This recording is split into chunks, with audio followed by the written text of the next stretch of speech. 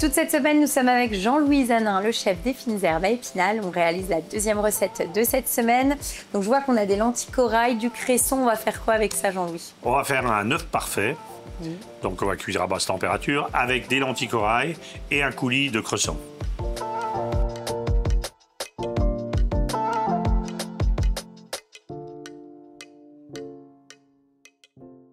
Donc pour nos lentilles, tu mets un petit peu de matière grasse. Matière grasse. Dans ta garniture, là, je vois, tu as des carottes. Des oignons. Oui, oignons et de l'ail. Voilà. Okay. C'est notre garniture pour nos lentilles. On va faire suer donc comme on il faut. fait revenir le tout. Et donc tu vas accompagner tes lentilles d'un œuf basse température. Au niveau de la cuisson de ton œuf, parce qu'elle s'est déjà cuite, toi les œufs, hein, tu as une machine exprès. Donc c'est 65 degrés, c'est ça? C'est quoi? C'est 64 degrés pendant 1 heure environ. Pendant 1 heure. Alors si à la maison on n'a pas ce système-là, on fait comment? Eh bien, il faut quand même quelque chose pour contrôler une température précise. D'accord. Donc aujourd'hui on trouve des... ça marche, hein, moi j'avais déjà fait, non? Oui, mais c'est quand même moins facile. Okay. Aujourd'hui on trouve des petits thermoplongeurs à bas prix comme ça. Ok. Et à la limite c'est avec le un thermoplongeur, rendu, absolument, voilà. On va bien faire suer. On va ajouter un peu de thym frais qu'on va laisser comme ça en branche. Voilà, et là on peut ajouter nos lentilles. Donc lentilles corail. Alors la particularité de la lentille corail, c'est au niveau de la cuisson, c'est plus rapide qu'une lentille. C'est beaucoup plus rapide qu'une lentille classique. Une lentille verte ou une lentille beluga. Voilà. Donc tu les as rincées au préalable. Voilà, elles ont été rincées. Hein. Et ensuite tu les mets avec ta garniture. Et finalement un peu comme un risotto. C'est comme un risotto, exactement. Donc dans un premier temps, on va le mouiller avec du vin blanc. Oui. Qu'on va laisser réduire un peu. Et on termine avec un fond blanc. Voilà. Donc bouillon de légumes. Oui. Ça c'est le vin blanc. Hein. C'est vraiment comme le risotto. Hein, oui, oui. Pour le coup, la cuisson. Voilà, et maintenant on va mettre le fond blanc. D'accord. Là on part pour combien de minutes à peu près de cuisson, Jean-Louis? 8-10 minutes. D'accord. Donc le temps pour nous de réaliser notre jus de cresson. Voilà, on va faire notre coulis de cresson. Pour le jus de cresson, donc là on a séparé les tiges des feuilles. On a une chauffante. Avec de l'eau chaude. Voilà, eau bouillante. Voilà. Et donc on a séparé les feuilles des tiges. Parce que Parce que c'est pas le même temps de blanchiment. Hein. Donc on va commencer par nos tiges. Une vingtaine de secondes les tiges. Okay. Et après on met les feuilles. Et le tout après rafraîchi dans des glaçons avec... ça marche. Voilà. Donc dès que ça bout... Voilà, on peut y aller. On y va, on met nos tiges de cresson. Voilà, on va laisser une quinzaine de secondes, une vingtaine de secondes. Je surveille en même temps, moi je mélange nos petites lentilles. Donc 20 secondes. Et ensuite on ajoute... On ajoute les feuilles.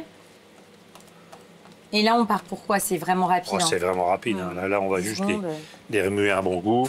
Il faut quand même garder la couleur. Et donc on va les retirer et les mixer. Et les mixer, tout à fait. Voilà.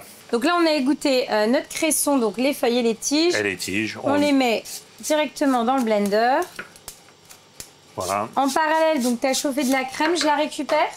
Voilà, tu la récupères. Hein, donc de la crème chaude. Alors, on va peut-être pas tout mettre. Hein. Ok, bah je te laisse, vas-y, je te laisse doser. Hop. Oui, en fait, on va déjà mixer ça et on va voir le... On va voir la texture que ça. La texture et comment ça rend. Et ensuite, donc on mixe le tout. Là, l'idée, c'est d'avoir quelque chose de lisse hein, et d'homogène. De lisse, d'homogène. Et que ça soit vert, finalement. La couleur est magnifique. Là, tu as ce que tu veux en termes de texture? En termes de texture, ça va. Hein. Ok. Donc là, on a tout ce qu'il nous faut. On va récupérer notre œuf qui est déjà cuit. Voilà. On va dresser, on va goûter. Exactement. Donc là, tu es parti sur des assiettes creuses. C'est mieux avec un œuf parfait. Donc tu mets tes lentilles. Je fais un petit nid pour les lentilles, pour accueillir ton œuf. On va pas trop en mettre parce que c'est une entrée. Hein. Et on va mettre notre œuf. Donc l'œuf parfait que tu casses. Et ensuite, donc, tu ajoutes le coulis de cresson sur le côté. Magnifique. On va faire une petite décoration avec notre riz camarguais soufflé. Eh ben, on goûte. On y va? Allez, on goûte. Bon, l'objectif, de toute façon, c'est aller forcément récupérer l'œuf. L'œuf avec un peu de lentilles et le coulis. Allez.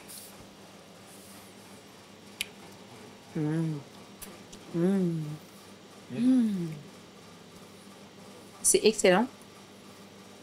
C'est super bon. En fait, les lentilles, ce qui est sympa, c'est qu'elles sont encore légèrement croquantes, un peu comme un risotto. De toute façon, on a fait une cuisson un peu équivalente. Avec l'œuf, c'est très bon. Et puis, tu as le côté très herbacé avec le cresson qui fonctionne super bien. On est vraiment dans une entrée, je trouve que dès qu'il y a de l'œuf, il y a le côté très gourmand avec le jaune d'œuf. Cool. Un peu la fraîcheur du... C'est super bon. On sent bien le thym. Tu sais, il y a vraiment ce bon goût de thym aussi. Et tu as ce petit riz soufflé qui vient croustiller dedans. C'est trop bien. Elle est vraiment top, cette recette. Je trouve qu'elle fait son effet visuellement et en goût, elle est vraiment trop bonne. Oui, ça rappelle un peu... J'aime beaucoup. C'est frais, c'est printanier. Printanier. Franchement, c'est top. Voilà. On fait quoi ensuite? Alors, on va faire un pavé de truite de mer avec des asperges que l'on va rôtir et une sauce hollandaise à l'ail des ours.